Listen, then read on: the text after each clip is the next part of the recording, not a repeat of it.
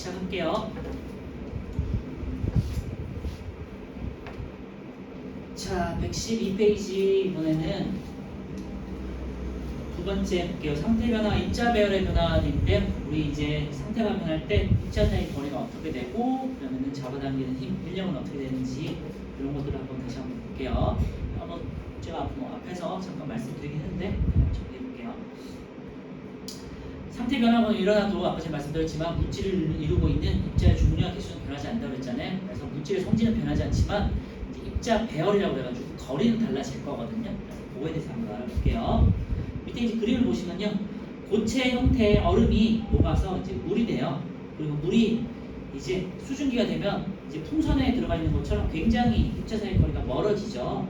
그래서 그 양적인 관계, 부피가 굉장히 크게 변하는 걸 알 수 있고요.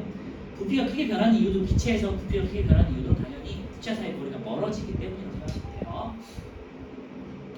자, 밑에 이제 보시면요, 표가 있는데 거기다가 이제 벽표 쳐놓으면 좋을 것 같아요. 여기 가장 중요한 내용이고, 입자의 운동성과 입자의 배열과 입자 사이 거리 이렇게 정리가 되어 있는데요.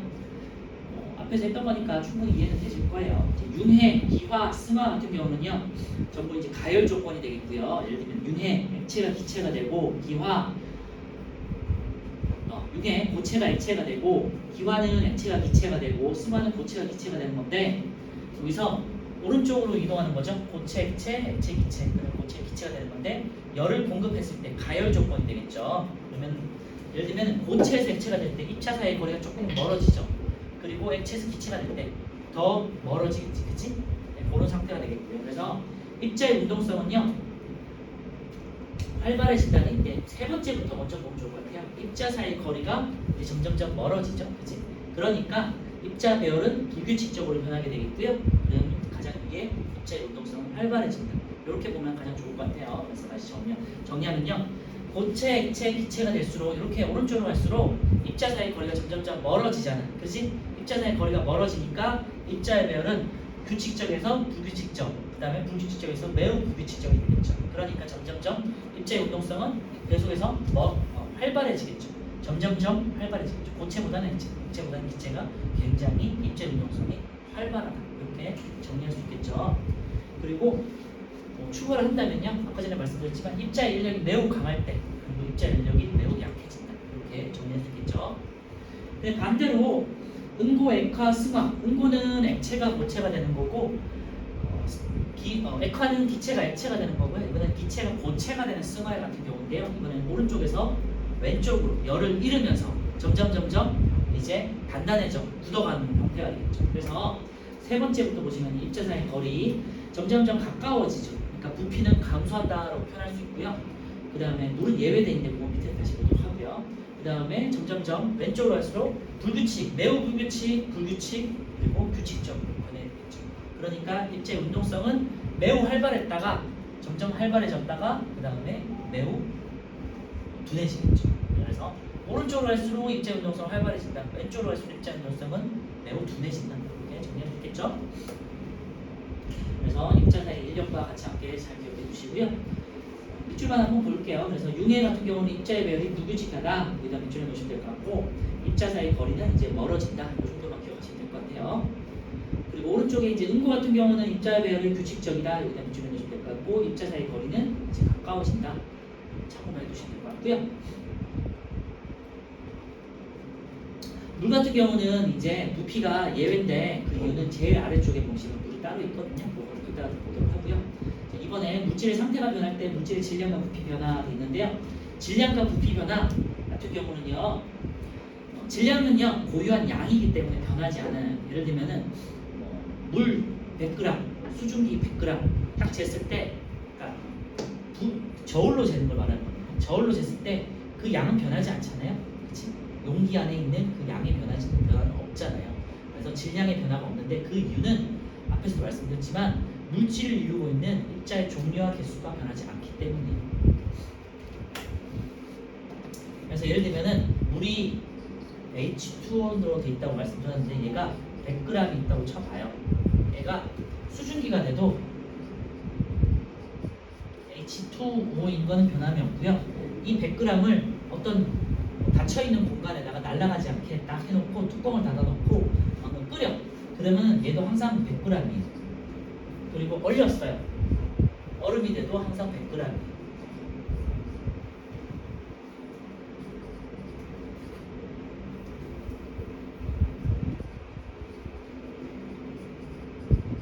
왜냐면 물을 구성하고 있는 원자의 종류와 개수는 H2O. 얼음을 이루고 있는 물질의 종류와 개수는 H2O. 그다음에 수증기도 H2O로 구성되어 있고 얘네가 거리는 입자 사이의 거리는 멀어질 수 있지만 그 다음에 종류와 개수는 변하지 않기 때문에 항상 100g 이 질량값은 변하지 않는다는 거예요. 그렇죠?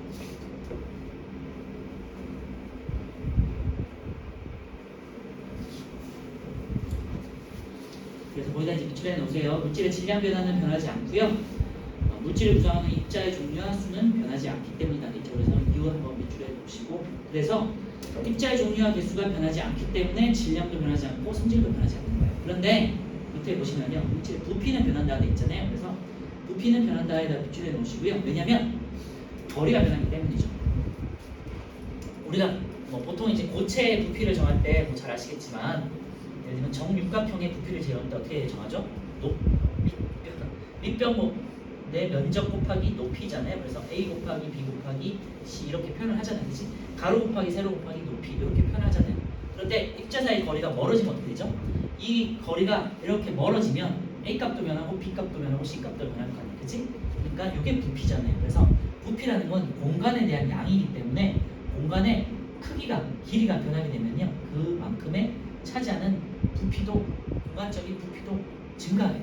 그래서 질량하고 그게 다른 내용이에요. 질량은 입자의 종류와 개수가 일정하기 때문에 질량도 변하지 상태 변화에 따라 질량 변하지 않는다는 거고 부피 같은 경우는 입자 간의 거리가 멀어지면 이 부피는 변할 수 있다는 거예요. 알겠죠?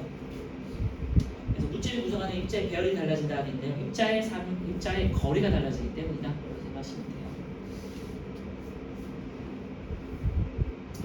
물질의 부피 변화 밑에 아래쪽에 보시면요 일반적인 물질과 물이 있는데요 이제 부피가 달라지는 거에 대한 내용이 이제 정리가 되어 있는데 융의 기와 승화 같은 경우 이제 가열된 조건이죠.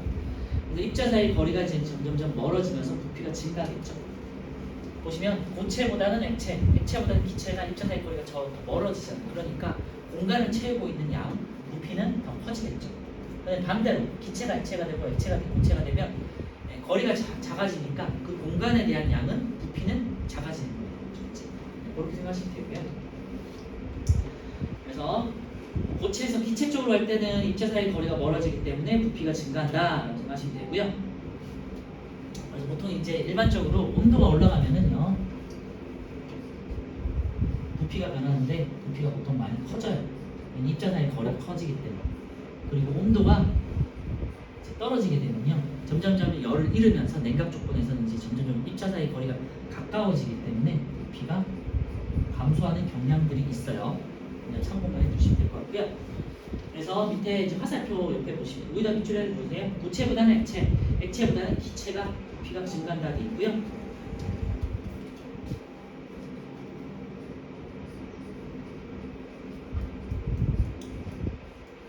여기서 보통 부등호 두 개를 표시한다는 건요 상대적으로 훨씬 더 격차가 크다는 소리예요. 그래서 고체에서 액체로 변하는 것보다는 액체에서 기체로 변할 때 부피가 증가가 훨씬 크다는 뜻이에요.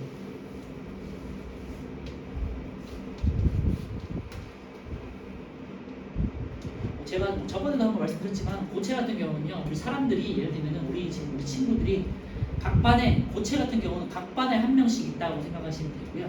액체 상태는요 한 친구가 저기 예를 들면 우리 저쪽에 있는 뭐 지하철역 있잖아요. 정발산역이라든지 그런 데도 있잖아요. 그 정도에 가 있다고 생각하시면 돼요. 그런데 기체 상태는요 친구가 저기 밑에 강남에 가 있다고 생각하시면 돼요. 그 정도로 멀리 떨어져 있는 거죠. 이거는 이제 물에다가 별표를 쳐놓고요. 근데 물은 지금 방금 했던 이런 현상과 예외예요. 일반적인 물질들은 고체보다는 액체가 부피가 크고 액체보다는 기체가 부피가 커져요. 그런데 물 같은 경우는 예외인데 우리가 이제 별표 쳐놨고요. 그 이유는 물은요 얼음이 되면 이렇게 육각형 고리를 이뤄요. 그러면서 이 안에가 딱 비어있는 육각형 고리를 이루거든요. 그래서 입자들끼리 이렇게 따닥따닥 붙어가지고 물이라는 성질 때문에 그런데요. H2O라는 이 각각의 이 산소 밀도라는 애가 가지고 있는 특징 때문인데 그런 건 나중에 이제 배울 거니까 배울 필요 없고요.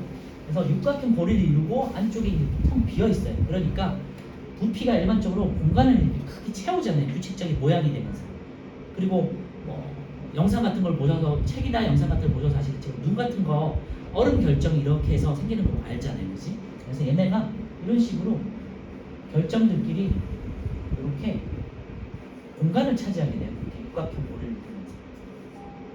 그러니까 물은 이렇게 흐르는 성질이 있는데 얼음 같은 경우는 고체가 되면 이렇게 결정을 이룬단 말이에요. 그러니까 부피가 오히려 더 커져요. 그래서 물은 예외가 돼요. 방금 했던 고체보다는 액체보다는 기체가 부피가 커지는 거에 예외가 되는 건데요. 그래서 잘 기억해 두시고 예외적으로 물이 얼음으로 응고할 때는 부피가 증가한다는 되죠. 거기다 기준해 놓으시고요. 액체인 물보다 고체인 얼음 상태가 부피가 커진다. 왜냐? 결정 형태를 이루기 때문이다. 생각하시면 되고요. 그래서 나타나는 현상이 있어요. 이제 우리 아직은 배우지 않지만요. 밀도라는 게 있는데 밀도는 부피분의 질량이라고 표현하고요. 단위 부피당 질량으로 표현하거든요. 이런 값을 우리가 나중에 2학년 때 배울 건데 어쨌건 물이 얼면 이제 부피가 증가한다 그랬잖아요. 부피가 이렇게 커지면 이게 분모가 커지는 거잖아요. 밀도가 작아지는 거죠. 그래서 상대적인 부피에 따른 질량이 작아지는 거기 때문에 보통 겨울에 물이 얼면 강가에 물이 얼면요. 호수나 강가에 물이 얼면 아래쪽에는 물이 그냥 액체 상태인데 바깥에 호수의 표면이나 강가의 표면, 하천의 표면은 이렇게 얼잖아요. 그래서 얼음이 둥둥둥 떠 있고 물고기들은 아래쪽에서 그냥 살아갈 수 있는 이유가 물은 상대적으로 밀도라는 게 무겁기 때문에 왜냐하면 부피가 작아서 아래쪽에 있고 그 다음에 얼음은 부피가 커지기 때문에 결정 형태로 부피가 커지기 때문에 분모 형태가 커지니까 밀도라는 게 작아져서 상대적으로 가볍다는 표현을 쓰고 그러니까 상대적으로 가벼워. 물은 얼음에 비해 상대적으로 무겁고 얼음은 상대적으로 물에 비해서 가벼워요. 그러니까 물과 얼음이 동시에 있을 때는 얼음이 물에 떠요. 그래서 우리 겨울에 이 물고기들이 살 수 있는 이유가 아니면은 그 바다에 위에는 얼음이 떠 있고 아래쪽에는 바닷물이잖아요, 그렇지? 그래서 해양 생태계가 유지가 되는 이유가 얼음이 위로 뜨기 때문에 알겠죠? 이게 이제 물이 얼면 부피가 커지는 거와 관련된 내용이에요. 그 내용이 이제 방금 했던 그 내용이요. 그래서 예외적으로 물은 얼음으로 응고할 때 그러니까 얼면 부피가 증가해서 그냥 쉽게 생각하시면 가벼워진다 이렇게 생각하시면 돼요. 근데 이제 물이 만약에 또 얼었다가 녹아요. 그러면 육각형 그 결정이 이제 깨지겠죠. 깨지면서 이제 부피가 작아진다 이렇게 생각하시면 돼요.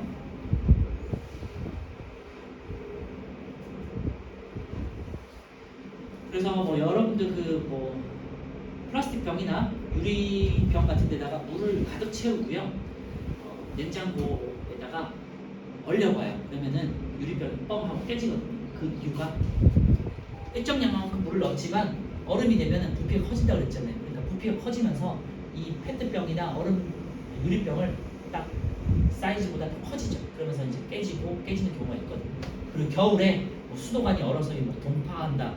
이런 말을 요즘 친구들은 많이 모르겠지만 또 그런 경우 많이 나오거든요. 겨울에 뭐 수도관 같은 게 터져가지고 뭐 이렇게 막 물 난리가 이런 것들이 있는데 그 이유가 물은 얼면 부피가 커지는 팽창한다 이렇게 말하시면 돼요.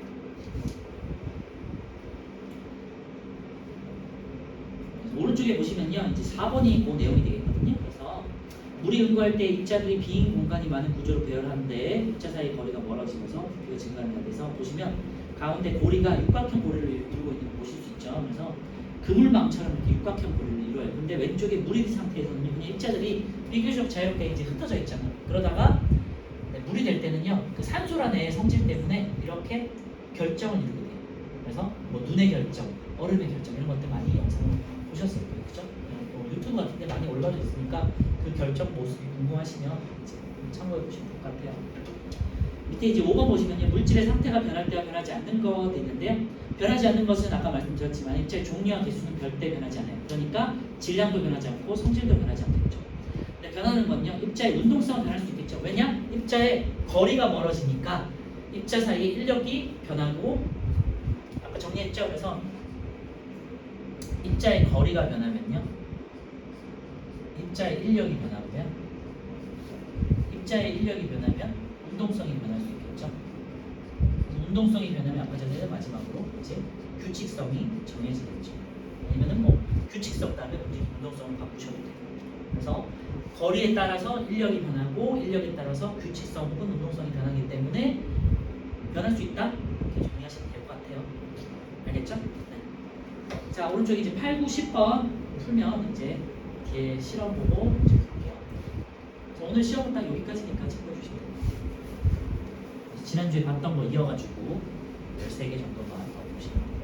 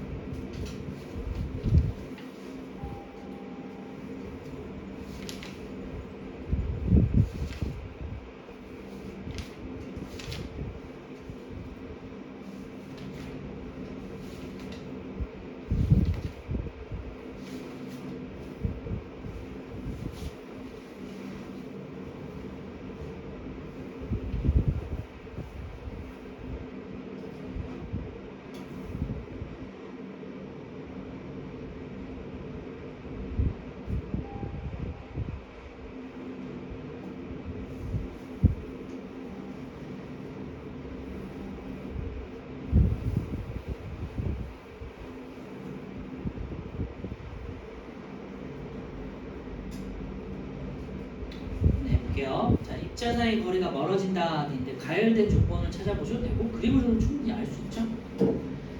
B, 그 다음에 E, 그 다음에 C가 되겠죠. B, B, C, E. 그리고 입자 배열이 규칙적으로 변한다 돼 있는데요. 규칙적으로 변하는 건 이제 고체화되는 거죠. 그래서 A, 그리고 D, F 이런 게 되겠죠. A, D, F. 일반적으로 부피가 크게 감소하는 거는, 부피가 가장 크게 감소하는 건요, 고체에서 기체인 상태를 찾으면 되겠죠. 그래서 C가 되겠지. 자, 다음 현상에서 나타나는 상태 변화가 되어 있는데요. 아이스크림이 녹아서 흘러내린다. 아이스크림 녹는 거는 고체가 액체가 되는 걸 찾으시면 되겠고요. 참고로 그림을 보시고 고체, 액체, 기체 잘 알 수 있죠. 제일 위에 게 고체가 되겠고, 이번에 왼쪽 아래쪽에 있는 게 액체고, 오른쪽 아래에 있는 게 기체예요. 요거랑 달라요. 지금 요거랑 아까 말씀드렸지만, 상태는 기체, 고체, 액체가 순서 없이 바뀌어서 나올 수 있으니까 그림이나 뭐 이렇게 상태를 보시고 판단하셔야 돼요. 지금은 혹시 뭐 이렇게 잘못 보신 분은 없으실 거예요. 그치? 고체, 액체, 기체 이렇게 표현되어 있는 거예요. 그리고 정리하면요, 액체가 고체, 다시 한번 해볼게요. 액체가 고체가 되는 거는 음고, 고체가 액체가 되는 거는 윤해, 풀어서 녹는다. 윤해. 그 다음에 액체가 기체가 되는 거는 기화, 고체가 액체가 되는 건 액화, 그리고 기체가 고체가 되고 고체가 기체가 되는 건 승화. 잘 아실 수 있죠? 그래서 아이스크림이 녹아서 흘러내리는 거는 고체가 액체가 되는 거기 때문에 B가 되겠고요. 드라이 아이스의 크기가 점점 작아진다 되는데 드라이 아이스 같은 경우는 고체, 그 다음에 얘는 액체 없이 바로 기체로 간다고 했잖아요. 그래서 고체가 기체가 되는 거니까 C가 되겠고요. 얼음물이 담긴 컵 표면에 물방울이 맺혔다 했는데 물방울 맺힌 건 수증기가 물방울이 되는 거예요.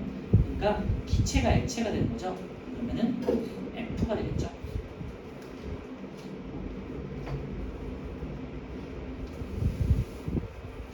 자, 10번 볼게요. 상태가 변할 때 변하는 것과 변하지 않는 것도 있는데요.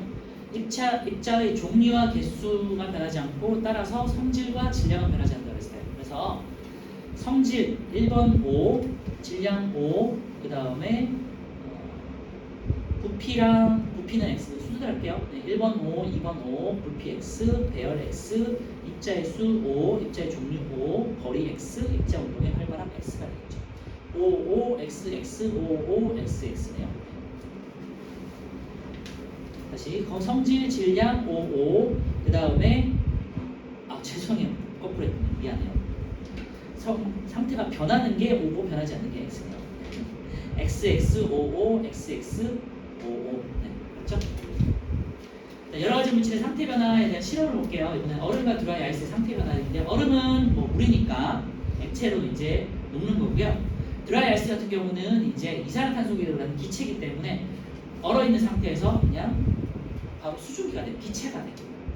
그래서 왼쪽은 이제 얼음이 녹았어요. 얼음이 녹으면 고체인 얼음이 액체인 물로 변하니까 이제 얼음이 액체로 녹아서 뭐 이제 비닐 주머니가 큰 변화가 없잖아요. 근데 오른쪽에 드라이 아이스 같은 경우는요. 드라이 아이스 크기가 작아지면서 기체가 돼요. 그래서 이렇게 오른쪽에 보시면요. 빵빵하게 부풀어 올랐죠. 왜냐하면 이산화탄소 기체가 변했기 때문이에요. 그래서 고체 이산화탄소인 드라이 아이스가 기체로 변한다는 얘기인데요. 이거 실험해보고 싶다고 해서 베스킨라빈스에 있는 그 드라이 아이스를 가지고 만져보시면 큰일 나요. 손에 닿으면은 화상을 입거나 다칠 수 있기 때문에 만지시면 안 돼요. 그래서 그냥 참고해 주시고 이런 거 만지실 때는 뭐 장갑을 끼고 한다든지 뭔가 이렇게 핀셋이나 그런 것들 있죠? 그래서 잡아서 할 수 있는 거 꼭 잡고 집게 같은 거 잡고 하셔야 돼요. 혹시라도 실험을 해보고 싶으신 친구들. 드라이 아이스를 넣은 비닐 주머니가 부풀어온 까닭을 보시면요. 드라이 아이스는 승화성 물질이기 때문에 고체가 기체가 되면서 입자 배열이 불규칙해지고 입자 사이 거리가 멀어지면서 부피가 증가하게 됩니다.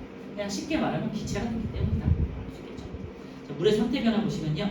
물이라는 거는 이제 얼음이나 수증기나 상태 변화를 했을 때 성질 변화가 없다라고 했잖아요. 그걸 확인하는 실험이에요. 그래서 아까 제가 말씀드렸지만 제일 왼쪽에 보시면 염화 코발트 종이라고 해가지고 우리 초등학교 때 배우는 게 있어요. 물이 닿으면 염화 코발트 종이가 푸른색인데 붉게 변하잖아. 그래서 물의 성질을 확인할 때 쓰는 이제 실험용 종이가 되겠고요. 그래서 뜨거운 물이 들어있는 비커 위에 시계 접시라고 해가지고 시계가 아니고 이제 눈으로 확인할 수 있는 그런 시계라는 뜻이에요. 시계 접시를 두고요. 거기에다가 얼음을 담은 다음에 비커 안쪽과 시계 접시 아래면의 변화를 관찰한다 되어 있고요. 이번에 두 번째 쪽에 보시면요. 푸른색 염화 코발트 종이를 대어보고 색 변화를 관찰한다 되어 있죠. 그리고 푸른색 염화 코발트 종이가 붉은색으로 변한다라고 확인할 수 있죠. 과정 1에서 변하는 건요. 곧 비커 속에 있는 물이 기체인 수증기로 변했다가 시계 접시 아래면에 액체인 물로 변한다 되어 있고요. 그리고 과정 2의 결과를 알 수 있는 사실은요. 푸른색 염화 코발트 종이가 붉은색으로 변했으므로 시계 접시에 있는 아래면에 맺힌 액체는 물이다라고 확인할 수 있다는 거죠. 물질 성질을 변해서 물질 성질은 변하지 않고 알 수 있다고요. 얼음에 닿았던, 수증기에 닿았던, 물에 닿았던 모두 푸른색 염화 코발트 종이는 붉게 변한다는 걸 통해가지고 물 성질은 변하지 않는구나 확인한다는 거예요. 밑에 보시면요. 초콜릿 결과만 볼게요. 초콜릿을 이제 녹여가지고 요거 잘 알죠? 베이킹 할 때 이렇게 짜가지고 하는 거. 그 다음에 묻히잖아요. 그래서 초콜릿을 녹이기 전과 녹인 뒤에 맛이 같다 하는데 고체에서 액체로 상태 변화가 일어나고 초콜릿은 그대로 변하지 않는다는 거. 단맛은 그대로죠. 이거 말하는 거고요. 네, 여기까지 할게요. 넘겨주시고요. 116페이지에 상태 변화에 따른 질량과 부피 변화 있어요. 그래서 보시면 이제 비닐 주머니 아세톤이라고 해가지고 이제 저번에 지난 시간 했던 거 잘 증발이 잘 되는 액체가 있거든요. 그래서 매니큐어라든지 뭐 네일 같은 거 할 때 지우는 거 있잖아요.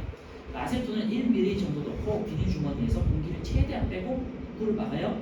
그 다음에 비닐 주머니를 감압 장치에 넣고 장치 속에 공기를 빼면 지금 상태로 만든다는 소리가 되겠죠. 네, 감압 장치를 전자저울 위에 올려놓고 질량 측정은 227.3g이었어요. 뜨거운 물이 담긴 수조에 감압 장치를 넣고 변화를 관찰하면요, 비닐 주머니가 이제 부풀어 오르면서 액체 아세톤이 사라지면서 증발하는 거죠. 아세톤의 상태가 모두 변했어요. 그러면서 이제 액체 상태에서 기체 상태로 변한 거예요. 빵빵하게 주머니가 부풀어 올 수 있고요. 제가 아까 전에 말씀드렸지만 뚜껑이 닫힌 상태에서 이제 기체가 빠져나가지 않도록 뒀잖아요. 그러면은 액체 상태든 기체 상태든 물에 질량 변화가 없다는 거 확인한 거예요. 액체 상태의 아세톤이 227.3, 그 다음에 기체 상태의 아세톤이 227.3, 질량 변화가 없다. 그 이유는요, 아세톤을 이루고 있는 입자의 종류와 개수가 변하지 않기 때문이죠. 해석을 보시면요, 아세톤이 기화할 때 아세톤이 기화되는 기체가 됐다는 소리가 되겠죠. 입자의 종류와 개수는 변하지 않고요. 이쪽에 보시고 입자의 배열만 달라지기 때문에 주머니가 이제 부풀어 오른 거죠. 그래서 질량은 변하지 않고 부피가 늘어나서 주머니는 부풀어 오를 거라는 거를 확인한 실험이 되겠고요. 밑에 정리 보면요, 물질의 상태가 변할 때 입자의 종류와 수는 변하지 않으므로 물질의 질량은 변하지 않고요.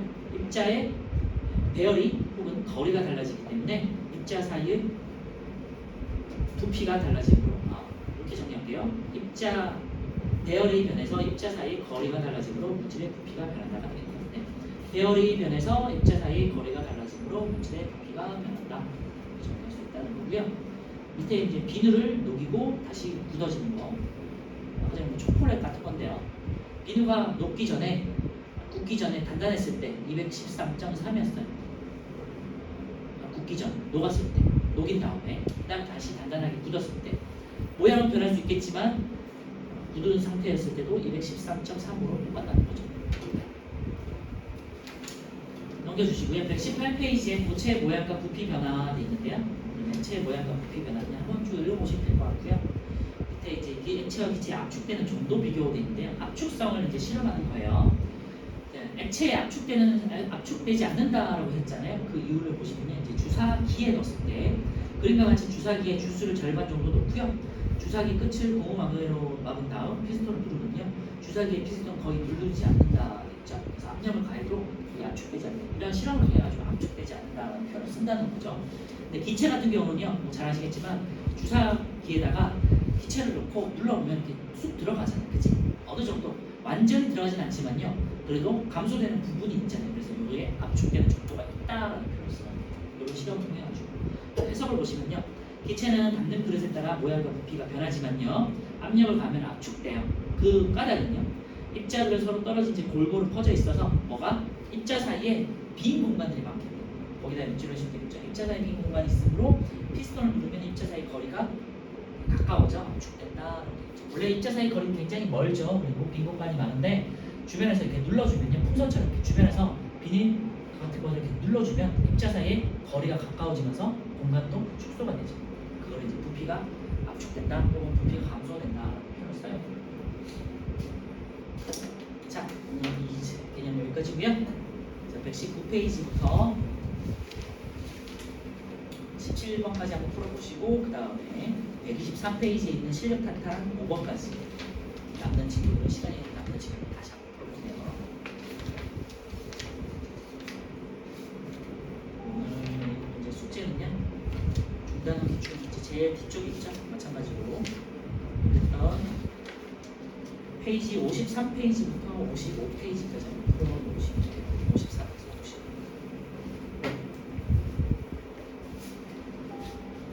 제일 뒤쪽에 중단은 기출 문제고요. 53에서 55번, 55페이지 1에서 18번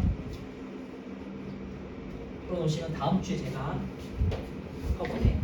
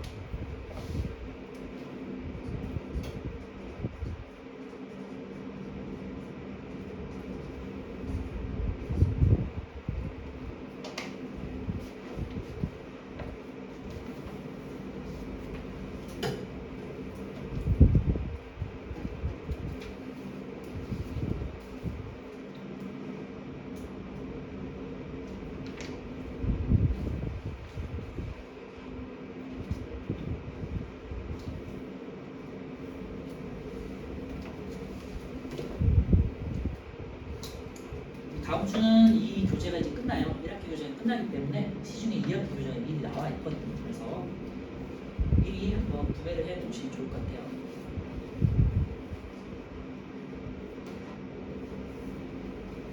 다음 주까지 이 책 들고 오시고 다다음 주에는 이제 새 책을 가져오시면 돼요. 2학기 책.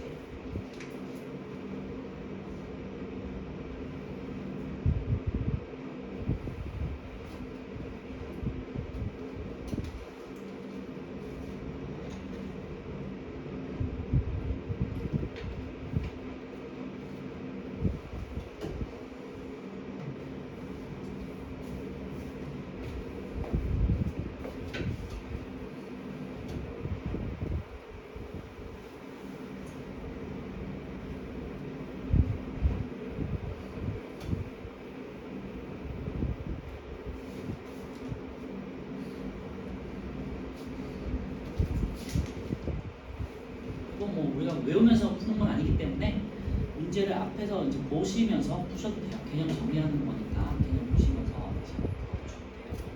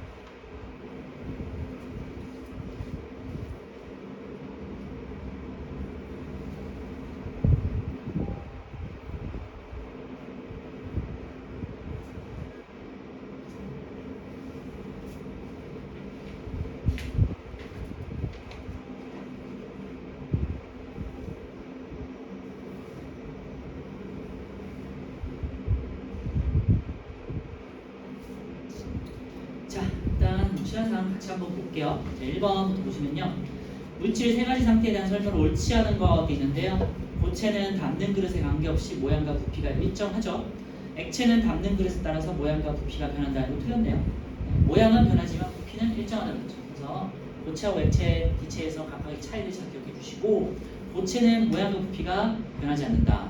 그 다음 액체는 모양은 변하지만 부피가 변하지 않는다. 기체는 모양과 부피가 모두 변한다. 아시겠죠? 2번이 틀렸고요. 3번에 액체와 기체는 흐르는 성질이 있다고 표현한다고 그랬죠. 그리고 입자 배열이 가장 규칙적인 거는 고체, 입자 사이의 거리가 가장 먼 상태는 기체라고 했죠. 1번은 2번. 가는 액체, 나는 고체, 다는 기체 이거 볼 수 있어야 되고요. 가는 액체이기 때문에 입자 사이의 거리가 매우 멀다 되는데 오는 다가 되겠죠. 나는 입자가 운동하지 않는다 되는 이것도 틀렸어요. 고체 상태에도 입자가 제가 계속 말씀드리지만 우리 눈에는 보이지 않지만 제자리에서 진동을 하고 있다고 그랬죠. 3번은요. 다는 입자 배열이 규칙적이다. 나에 대한 설명이 되어 있고요. 답은 4번이요. 입자 사이의 거리는 나, 가, 다 순이다. 그죠? 입자 운동의 활발한 정도는 다가 가장 활발하죠. 그래서 나, 가, 다 순이거든요. 나, 가, 다, 나, 가. 네. 그리고 3번은요. 그냥 찾을 수 있죠. 네, 3번의 답은 5번이고요. 넘어가고 4번에 고무공을 눌렀다 놓으면 공이 찌그러졌다 다시 펴지는데 고무공 안에 들어있는 물질이 있는데 고무공 안에는 기체가 들어있겠죠. 기체 상태이다. 그다음에 입자가 매우 활발하게 운동한다. 입자 배열이 매우 불규칙적이다. 입자 사이 거리가 매우 가깝다. 답이 4번이네요. 입자 사이 거리가 가까운 거는 고체가 되겠고, 기체는 입자 사이 거리가 매우 멀기 때문에 빈 공간이 많아서 이렇게 쭈그러졌다가 다시 펴졌다가 할 수 있는 거죠. 4번에 4번이에요. 5번에 자, A부터 보시면요. A는 액체가 고체가 되는 응고, B는 고체가 액체가 되는 풀어서 녹아지는 융해, C는요. C와 D는 승화가 되겠고요. E는 액체가 기체가 되는 기화, F는 기체가 액체가 되는 액화가 되겠죠. 그래서 용어 잘 정리해 두시고요. 5번에 4번. 6번은요. 고깃국을 식히면 기름이 굳는다 돼 있는데요. 고깃국은 액체, 식으면 고체가 되겠죠. 액체가 고체가 되는 응고가 되겠고요. 그래서 반은 A가 되겠네요. 나는요. 냉동실에 넣어둔 얼음이 조금씩 작아진다 하는데요. 얼음이 고체가 수증기로 승화가 되는 거예요. 고체가 기체가 되는 승화가니까 D가 되겠죠. A, D. 그 다음에 수증기가 나무의 얼음부터 이제 꽃처럼 피는 상고대, 아까 전에 했죠. 우리 설이, 성의 상고대는 이제 수증기가 얼음이 되는 승화되는 거죠. 기체가 고체가 되는 승화. 그러니까 C가 되겠죠. A, D, C 3번 되겠네요. 자, 7번은요. 용광로에서 철이 녹아서 쇳물이 되는 거니까 고체가 액체가 되는 융해가 되겠고요. 그리고 나는요. 이슬이 맺힌 거니까 요거는 수증기가 물방울이 되는 액화라고 했죠. 융해와 액화 4번 되겠네요. 다시 정리하면요. 융해 현상, 융해가 아니라 액화가 되는 수증기가 물방울이 되는 거, 김, 그 다음에 구름, 안개, 이슬, 김, 이슬, 구름, 안개 이런 것들 있었고요. 그리고 승화가 되는 거, 수증기가 바로 얼음으로 얼어버리는 사총사, 설이, 성의, 상고대 세 개 꼭 같이 외우세요. 8번은요. 드라이 아이스 크기가 작아진다 돼 있는데 이거는 고체가 기체가 되는 승화라고 그랬죠. 승화성인 것들을 찾으라는 예가 되겠고요. 답은 3번이에요. 냉동실에 넣어둔 얼음이 작아진다. 영하 날씨에 눈사람의 크기가 작아진다. 모두 얼음이 이제 수증기가 되는 거고요. 기억은요. 성에는 기체가 고체가 되는 성이니까 이건 반대예요. 니은 버터가 녹는 거죠. 버터는 고체 형태가 액체로 녹는 거니까 고체가 액체로 녹는 융해 되겠죠. 9번은요. 얼음과 이제 드라이 아이스 각각 녹는 거를 말해주는데 얼음은 물로 녹겠고요. 드라이 아이스는 기체로 승화한다고 그랬죠. 두 비닐 주변에서 일어나는 변화에 대한 설명을 옳은 것 같은데요. 가는 이제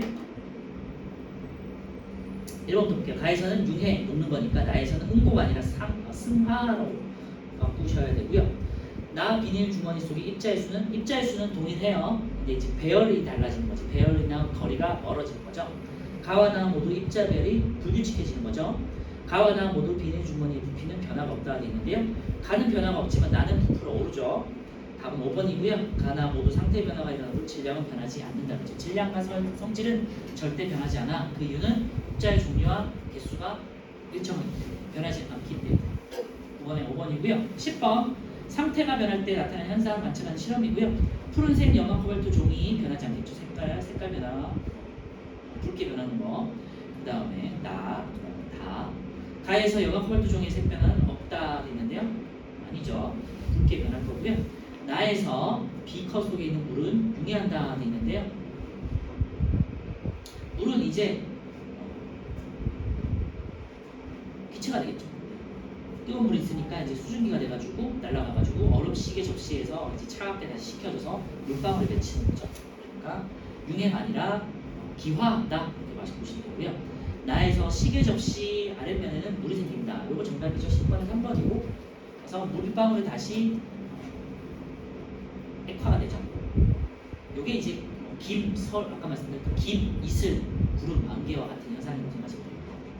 넘어가고요. 11번은요. 가는 액체, 그 다음에 나는 기체적으로 될 것 같은데요. 입자의 운동 상태가 가에서 나로 변하는 것과 같은 것인데 액체가 기체가 되는 거, 기화를 찾으시는 거고요. 마른다, 이런 거 찾으시면 되겠죠.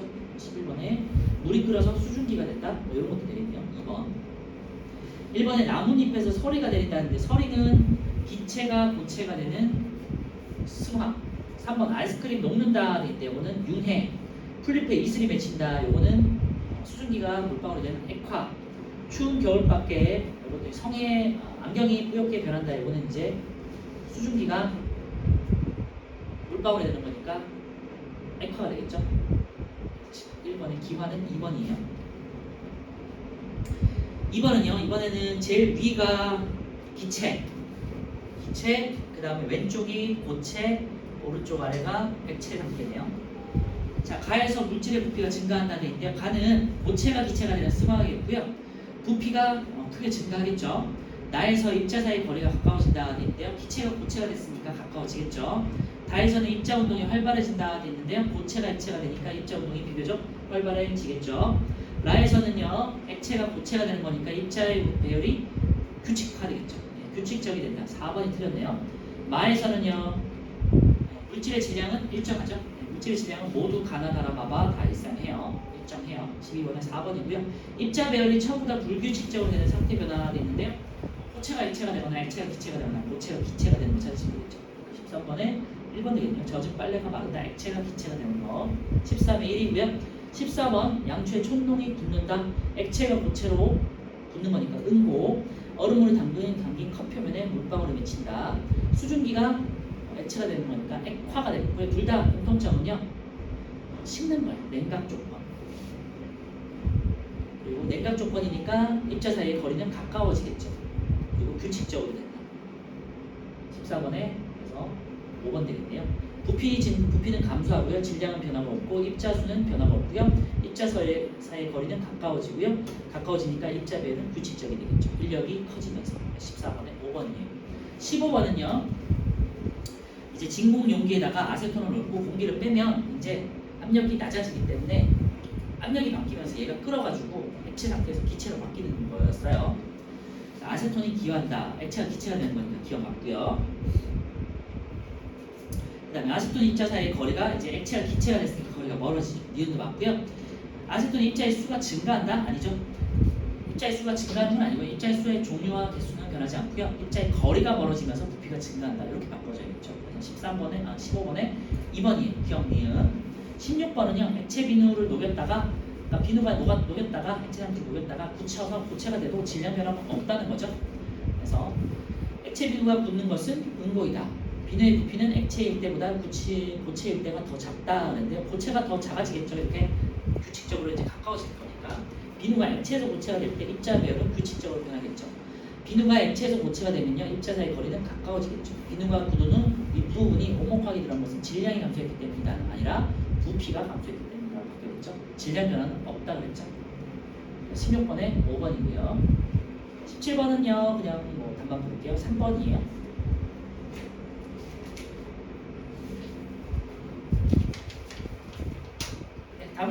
다음 주에 이제 실력 탄탄부터 풀 건데요. 3번 한번 잘 풀어보세요. 3번이 아이오딘이라고 해가지고 이제 그 승활성 물질의 대표적인 물질이거든요. 그래서 요오드라고도 부르는 아이오딘이고요.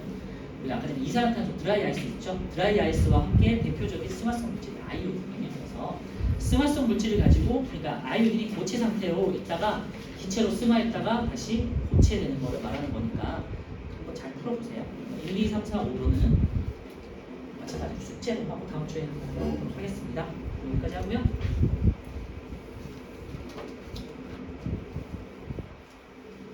다시 말씀드리지만 다음 주까지는 이 책을 가져오시고요. 다음 주에 이론 정리하고 그 다음에 문제 풀고 뒤쪽에 시간이 되면 시험 대비 중단원 있는 3단원 그리고 4단원 한번 풀도록 할게요.